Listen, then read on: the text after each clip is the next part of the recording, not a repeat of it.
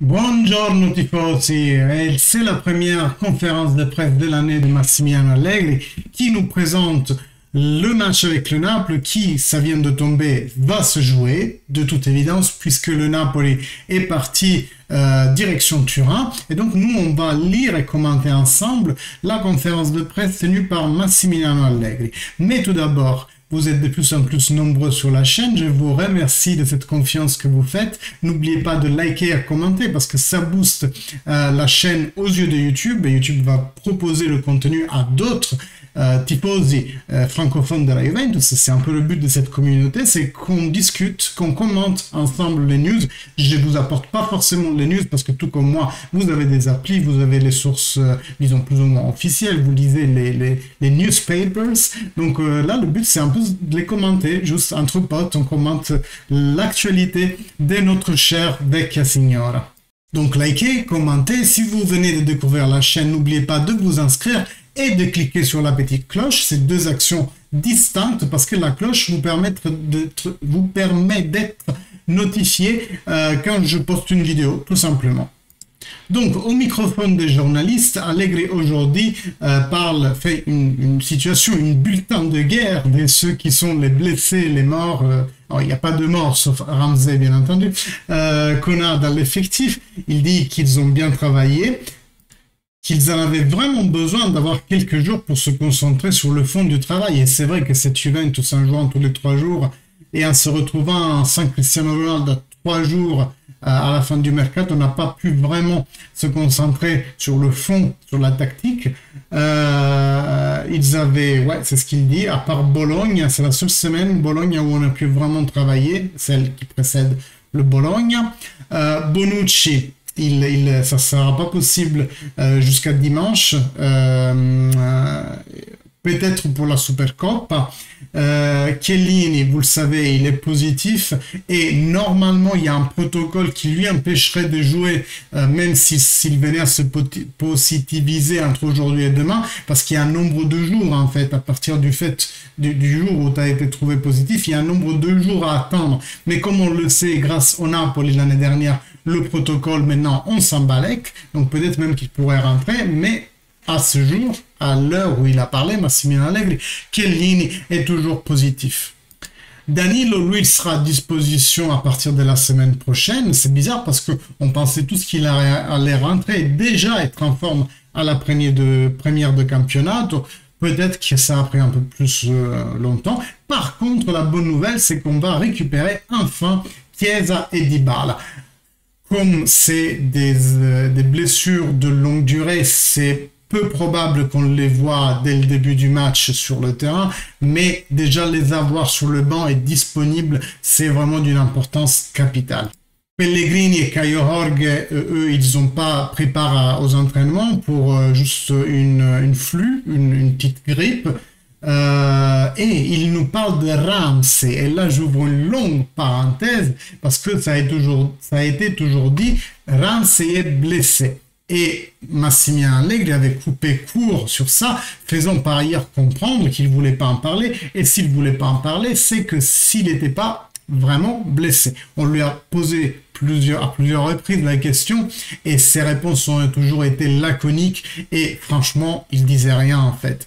Mais là, il nous dit Ramsey est revenu aujourd'hui après quelques jours de permission pour travailler en Angleterre et faire du différencié, mais en réalité, ces quelques jours ont été octroyés à Aaron Ramsey pour rester en Angleterre pour se trouver une équipe, parce que ce mec, il doit partir, et là, la société le met carrément à la porte, parce que Massimiliano Allegri, il nous dit, le joueur est en sortie, il est sorti de l'effectif, il se trouve à un autre club, et ça, c'est une prise de position très importante, parce qu'en le disant à la presse, c'est sûr que la Juventus ne veut pas le récupérer. Encore, on se disait en fin d'année dernière, oui, ils ne le disent pas parce qu'ils espèrent gagner quelques petits millions, vu que c'était un paramètre zéro à la base. Mais là, s'il le dit à la presse, on dit clairement, prenez-le, peu importe qui, prenez-le, on résout le contrat, mais on ne lui paye pas un rond de salaire, parce qu'il nous a déjà coûté plus cher à la minute que Cristiano Ronaldo, j'en parlais dans ma vidéo d'hier. et il parle, le mec. Il y en a marre.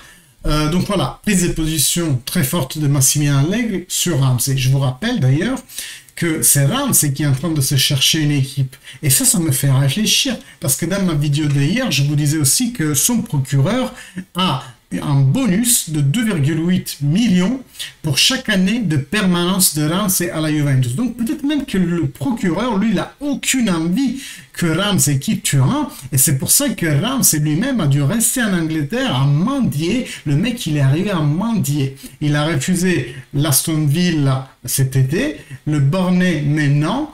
Il garde un peu encore la piste Newcastle, mais le mec, dans sa tête, il se croit un joueur de top club. Lui, il se croit qu'il va recevoir une offre Arsenal, une offre même Manchester City, Manchester United. Il a le gros melon. Le mec, il est planté au J médical depuis 1 an et demi, et il croit vraiment qu'il y a des top clubs qui vont dépenser des ronds pour lui. Qu'il parte. Désolé, je m'énerve un peu quand je parle de lui, mais bref. Il nous parle de Morata, Massimiliano Allegri. Il a redit qu'il a eu une discussion avec lui. L'année dernière, Alvaro a fait 21 buts.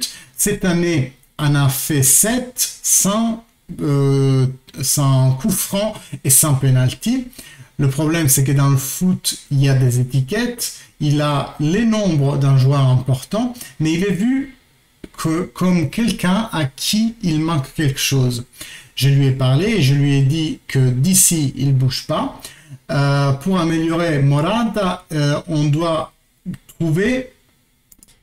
aller chercher pour trouver quelqu'un mieux que Morata, un des 5-6 avant-centres top mondiaux. Donc en fait, Allegri est en train de vraiment brosser Morata dans le sens du poil là, parce qu'il dit qu'il est un grand joueur et il doit rester serein. Mais clairement, cette déclaration, à mon sens, c'est parce qu'il est congelé, Morata, comme je vous disais dans la vidéo d'hier, en attendant qu'on trouve un substitut, et que en ce moment, il nous le faut, et donc il faut le caresser dans le sens du poil.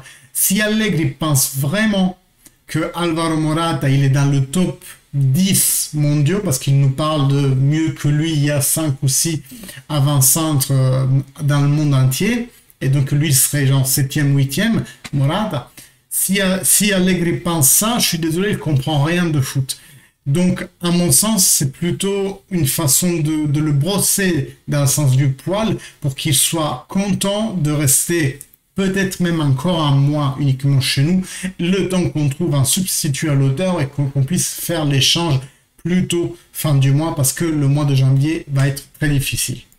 Vous voyez ici, on lit les déclarations qu'Allegri a fait, mais on essaie aussi d'interpréter derrière, parce qu'Allegri ne nous dit pas toujours la vérité, et il faut toujours interpréter ce qu'il dit, et je donne ma propre clé de lecture. C'est peut-être pas la bonne, mais dites-moi au contraire si vous pensez qu'il entend vraiment autre chose. On est ouvert à la discussion, les gars. Il nous parle aussi du fait qu'il a 2 défenseurs centraux et 3 ailiers. Cuadrado, il est possible que s'il prenne un match, un carton jaune, il saute le prochain match.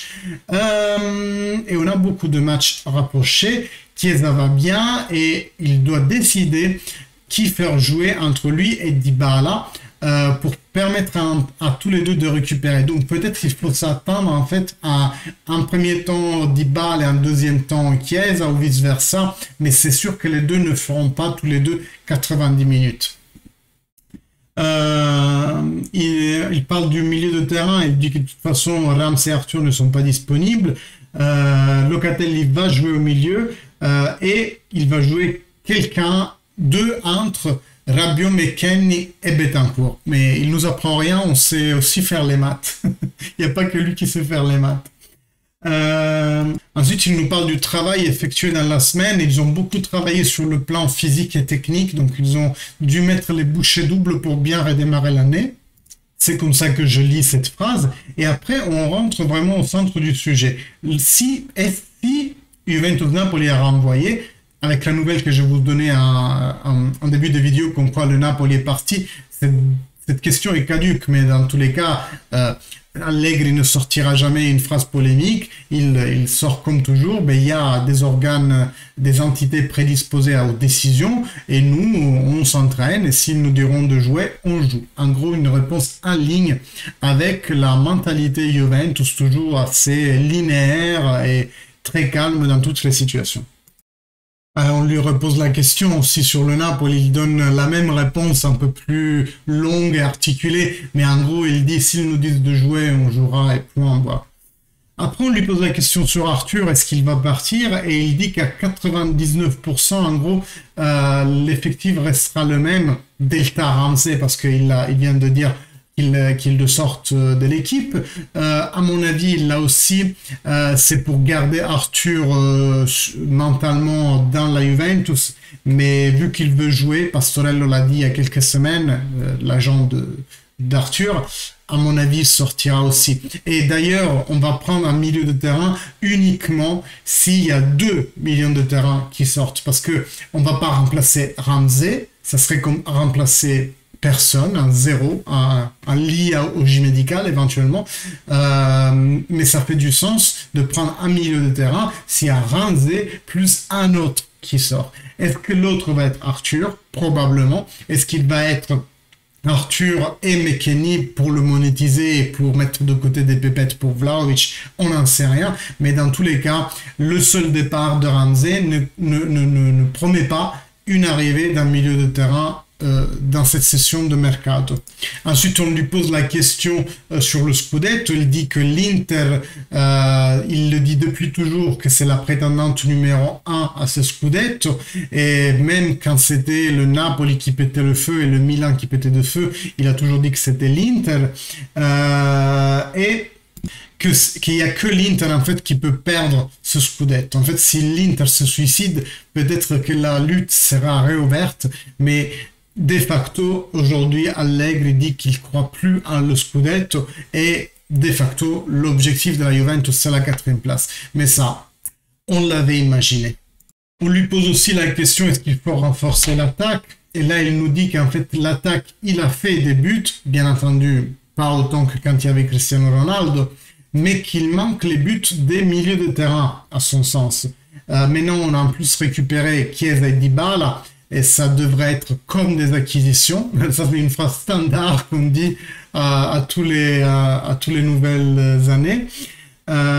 Les achats de janvier rapportent toujours peu, et c'est vrai que dans l'économie d'une équipe, le mercato de janvier, ça sert à ajuster, à mettre des petites béquilles et à rafistoler, mais c'est jamais des choses qui te changent l'équipe. Moi, je me souviens, par exemple, Davids, on l'avait pris en janvier, il avait vraiment révolutionné l'équipe. Mais sinon, d'habitude, c'est vraiment rare qu'un achat de janvier te change complètement la phase de la saison.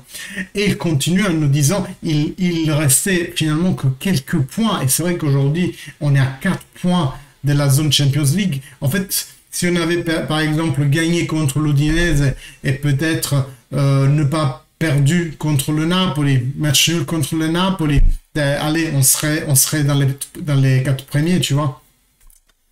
Donc voilà, par rapport aux mots de Massimiliano Allegri. Et je vous propose de rester encore quelques minutes pour se concentrer sur le fait que oui, le Napoli est parti pour Turin. Cela ne veut pas dire non plus que le match sera joué, parce que la ASL de Napoli nous a déjà fait le coup d'annuler un match. Et si vous ne savez pas de quoi je parle, je vous mets ici, non ici, je me trompe toujours, le lien de la vidéo de l'année dernière dans lequel je vous fais vraiment un résumé jour par jour de tout ce qui s'est passé le 4 octobre 2020 avec des documents officiels de l'AS que je vous montre à l'écran. C'est vraiment une analyse assez intéressante et pour moi, chaque tifoso juventino doit la regarder parce que c'est vraiment l'histoire de la Juventus. Ça vous fait comprendre à quel point quand les choses sont contre la Juventus, l'opinion publique déforme les choses.